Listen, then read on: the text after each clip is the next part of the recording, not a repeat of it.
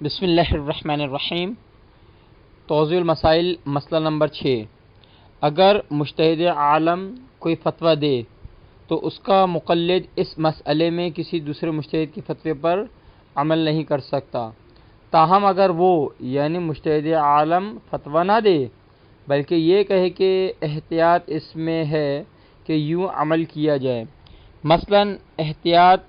اس میں ہے کہ نماز کی پہلی اور دوسری رکعت میں سورہ الحمد کے بعد ایک پوری سورت پڑھے، تو ضروری ہے کہ مقلد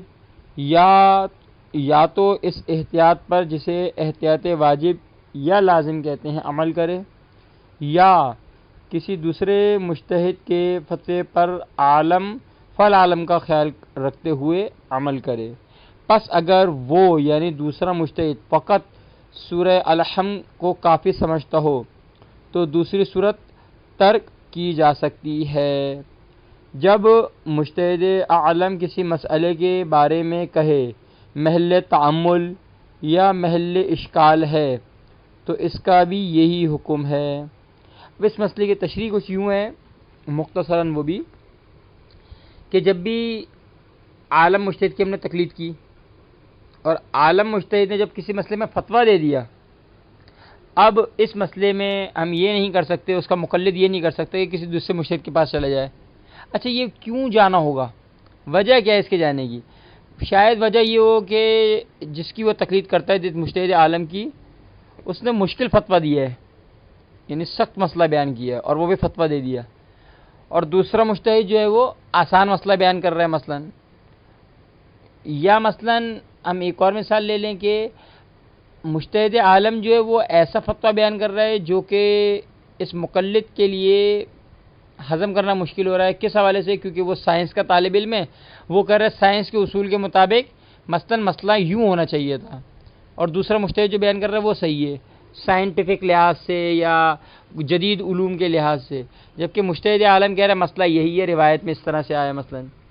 تو یہ کوئی بھی ذریعہ ہو، بھلے سے آپ کی عقل مان رہی ہو یا نہ مان رہی ہو، یا سائنس کے لحاظ سے آپ سمجھ رہے ہو کہ وہ غلط رائے دے رہا ہے، جو بھی صورتحال ہو، مجتہد عالم جب فتویٰ دے دے گا پھر آگے جانے کی اجازت نہیں ہے آپ کو، تو لہذا کسی کی طرف رجوع نہیں کر سکتے۔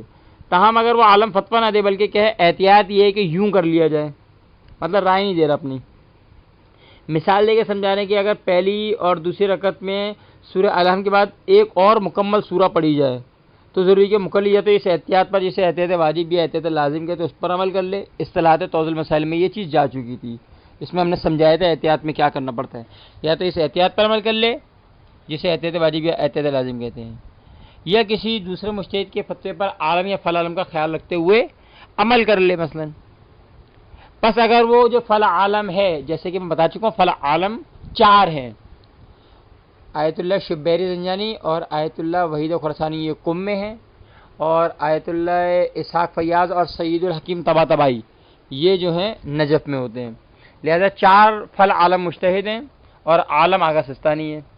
تو 4 فالعالم میں سے کسی طرف بھی رجوع کر سکتا ہے۔ اگر وہ کہیں کہ مثلا آپ کو مکمل سورہ نہیں پڑھنی، الحمد کے بعد مکمل سورہ نہیں پڑھنی، 3-4 آیتیں پڑھ لو، یا مکمل سورہ ہی نہیں پڑھو، بس سورہ الحمد پڑھ کے رکوع میں جا سکتے ہو، تو ان کا مقلد اس مسئلے میں آغا سستانی کا مقلد فالعالم کی طرف رجوع کر سکتا ہے اور اس پر عمل کر سکتا ہے۔ یہ ایک صرف بطور مثال ہے، عام طور پر اکثر مجتہدین اس کو منع ہی کرتے ہیں اور مکمل سورہ پڑھنے کا ہی کہتے ہیں، صرف ایک مثال کے حد تک ہے یہ۔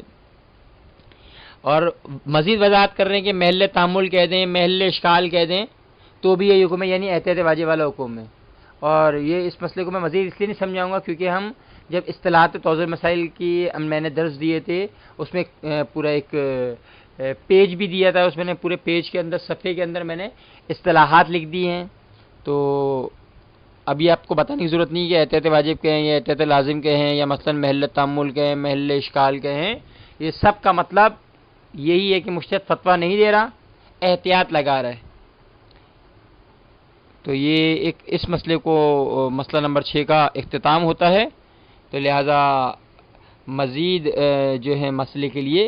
انشاءاللہ بعد میں دروس دیے جائیں گے۔